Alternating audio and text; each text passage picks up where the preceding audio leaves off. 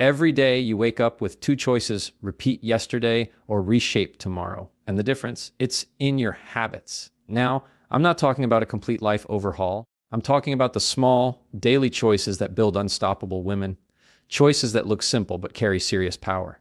Today, I'm giving you 10 daily habits every woman must master. Because these habits, they don't just change your routine, they change your results. You ever notice how chaotic mornings can feel? You wake up, you're already 10 steps behind. The phone's buzzing, your brain's racing, and before you've had a chance to breathe, the day has hijacked you. It's like waking up in the middle of a fire drill, no plan, just reacting. And the truth is, if you don't own your morning will own you. Now, I'm not talking about becoming a 5am guru overnight. This isn't about perfection, it's about positioning. Because how you start is how you show up. When you roll out of bed and immediately jump into someone else's agenda, texts, emails, notifications, you're teaching your brain that you're not in control. You're responding, not leading. And that's a dangerous pattern to normalize. So what does owning your morning really mean? It means claiming the first part of your day for you before the world starts making withdrawals. And this doesn't require an hour of silence and green juice, unless that's your thing. It could be as simple as staying off your phone for the first 15 minutes, taking 3 deep breaths before your feet hit the floor, saying something kind to yourself out loud, even if it feels awkward. It could be opening a journal, writing one sentence off. Here's what I need today. It's about choosing presence before pressure, because women, especially, are conditioned to jump into care mode the moment they open their eyes. Kids, partners, coworkers, responsibilities. We pour from a cup that we haven't even filled yet, and then wonder why by noon we feel depleted, impatient, irritable. You can't pour what you don't own. That's why reclaiming your morning matters. Now, let me be clear. This isn't about adding more to your plate. It's about starting from a plate that's already grounded.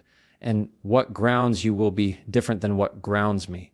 Maybe it's prayer. Maybe it's stretching. Maybe it's repeating an affirmation until you believe it. Maybe it's doing absolutely nothing for 5 minutes.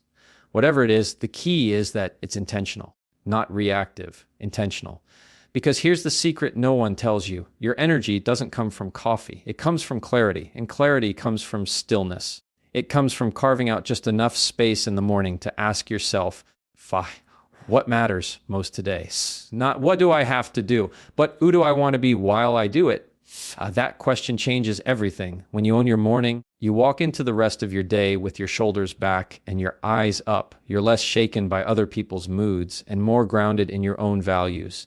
You respond instead of reacting. You feel more prepared, even if your to-do list hasn't changed, because you've changed. And on the days it doesn't go perfectly, because life happens, you don't beat yourself up. You just try again tomorrow. That's the beauty of daily habits. You don't need a perfect record. You need a consistent intention. So if there's one thing you take from this entire message today, let it be this: the first voice you hear in the morning should be yours, not a notification, not a demand, not a crisis. Yours, a voice that says, I'm here, I'm present, and I've got this.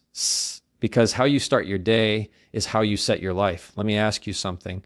If your best friend came to you feeling overwhelmed, doubting herself, second-guessing every decision, what would you say to her? You'd probably tell her to breathe, remind her of who she is, speak life into her. Now think about the way you speak to yourself when you're going through that exact same thing. Is it the same voice? Or is it harsher, colder, maybe even cruel? Most of us talk to ourselves in ways we would never talk to someone we care about. We call ourselves names under our breath. We replay our mistakes like a broken record. We minimize our wins and magnify our flaws. And we do it so automatically that we don't even notice the damage it's doing. But here's the truth. The most powerful voice in your life isn't from the outside. It's the one that lives in your head. That voice, it either builds you or breaks you. You can have the most supportive partner, a circle of amazing friends, a boss who believes in you. But if your inner dialogue is toxic, none of that sticks. It's like pouring water into a cup with holes. You don't hold the encouragement because deep down, you've trained yourself not to believe it. That's why speaking to yourself like someone you respect isn't just some fluffy self-help advice. It's foundational. It's identity work. Respect doesn't mean lying to yourself. It means telling the truth in a way that builds, not breaks. Instead of, I'm such a failure, Maybe it's, that didn't go the way I wanted, but I'm learning. Instead of, I always mess this up, try. This is hard, but I'm growing. You don't have to be fake. You just have to be faithful to yourself. You have to remember your brain is always listening. And every word you say to yourself is a seed. You plant, I'm not good enough, and guess what grows? Insecurity, you plant, I can't do this, and fear starts taking root. But if you start planting truth, even if it feels small or awkward at first, over time, it creates something steady, something strong, a mindset that doesn't shake every time life does. This is especially important for women because society already hands you a mirror filled with criticism. You're told to be softer, but not too soft, ambitious, but not too much, confident, but never intimidating. It's exhausting. So if the world is already trying to shrink you, the last thing you need is to echo that in your own head. Your mind should be a safe place, not your battleground. And I get it. Changing that internal voice takes practice. You've been talking to yourself this way for years, maybe decades. But the good news is it's just a habit, and habits can change. You start by noticing. You catch yourself in that harsh moment, and instead of spiraling, you pause, you breathe, you reframe. Not perfectly, just consistently. And hear me when I say this, speaking to yourself with respect doesn't mean you never hold yourself accountable. It means you do it from love, not punishment. You correct yourself the way you'd correct someone you care about, with compassion. Because lasting change doesn't come from shame. It comes from grace. Every single day, you're reinforcing your identity through your words. That voice inside, whether it's kind or critical, is shaping who you believe you are. So if you want to start showing up differently out there, you've got to start talking differently in here, inside, in your mind. That's where the real shift happens. Because confidence doesn't start on the outside. It starts in how you speak to yourself when no one else is listening, and you deserve to hear a voice that sounds like belief. Let's talk about movement, not workouts, not six-packs, not chasing the perfect body. I'm talking about moving your body daily, even when you don't feel like it, not for how it makes you look, but for how it makes you alive. Because here's the truth, movement is not just physical. It's emotional, mental, and spiritual. It's not about hitting the gym every morning at 5 a.m. or running 10 miles a week. It's about choosing to move forward when everything in you wants to shut down. It's about proving to yourself one small motion at a time that you're still here and you still have a say in how your day unfolds. You don't have to feel motivated to move. That's the myth. People think motivation is the starter. It's not. Movement is. Motivation comes after you move. You walk for 5 minutes, suddenly your brain starts clearing. You stretch your arms and you feel tension you didn't even realize you were carrying begin to release. That's not just exercise, that's ownership. So when I say move daily, I'm not saying become a fitness influencer. I'm saying get into the habit of checking in with your body and saying, what do you need right now? And then listening. Maybe it's a walk outside. Maybe it's dancing to one song in your kitchen. Maybe it's lying on the floor and stretching your back because you've been hunched over all day. It doesn't have to be loud or public or impressive. It just has to be intentional. And I know there are days you don't want to. Days when your body feels heavy or your heart feels tired, that's exactly why you do it. Because when your body moves, your mind follows. Movement shakes things loose. It gets you unstuck. Some of the most important breakthroughs I've had didn't come when I was journaling or talking to someone. They came on a walk. In silence, in motion. Women carry so much emotionally, mentally, physically. We carry stress in our shoulders, anxiety in our stomachs, tension in our jaws. We don't always get to put those weights down, but movement gives us a way to shift them, to breathe through them, to let some of it go. And let's be honest, we live in a world that sells rest as laziness and movement as punishment. No wonder we feel disconnected from our own bodies. But I want you to hear this. Your body isn't your enemy. It's not a project. It's a partner. It wants to work with you, not against you. And daily movement is one way to restore that relationship. It's how you say, I see you. I'm not abandoning you today. And the beautiful part, you don't need equipment. You don't need a plan. You don't even need a goal. You just need to move consistently, with grace, with presence. Not to fix yourself, but to fuel yourself. Because when you start moving daily, even in small ways, your energy changes. Your posture changes, you stop dragging yourself through the day and start carrying yourself through it. You become more grounded, more alert, more patient with others, and with yourself. It doesn't have to be intense to be effective. What matters is the message you're sending to your own nervous system. We're not stuck. We're not frozen. We're still moving, even if it's slow, even if it's only for a few minutes. Some days you'll move with strength. Other days you'll move with struggle. Both are valid. Both are brave, because the goal isn't perfection. It's consistency.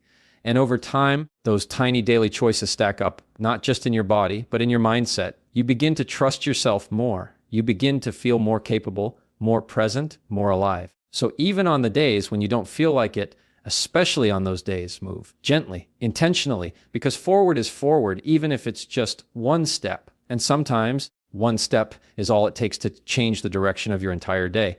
Let's talk about something most of us struggle with: saying no. Not just the word itself, but the act of protecting our time, energy, and peace. Because every time you say yes to something, you're saying no to something else. And often that something else is you. We live in a culture that celebrates hustle and selflessness, especially for women. Say yes, be helpful, stay available, be everything to everyone. But let me ask you, when's the last time you said yes and immediately felt the weight of regret settle in your chest? That tight feeling that says, I should have listened to myself. That's not just discomfort. That's your boundary trying to get your attention.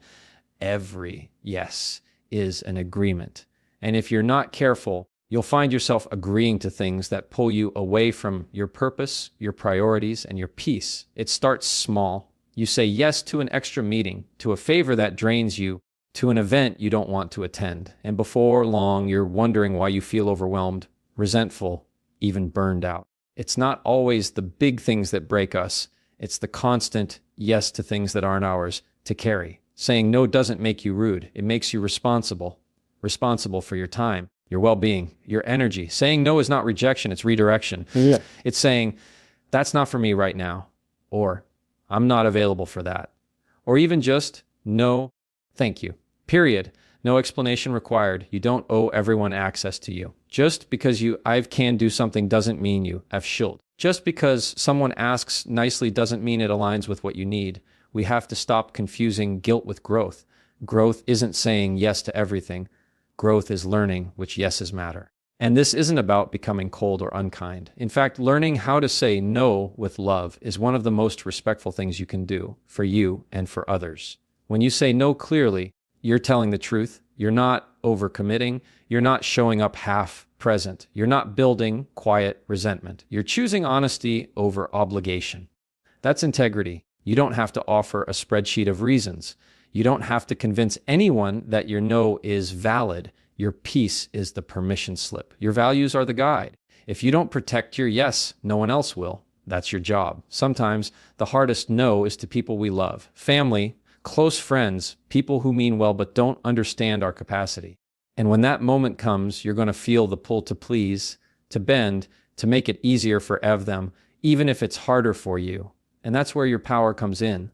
You pause, you check in with yourself, and you ask, if I say yes to this, what am I saying no to? That question right there, it changes everything. Because now your yes has weight. It's not automatic. It's thoughtful. It's aligned.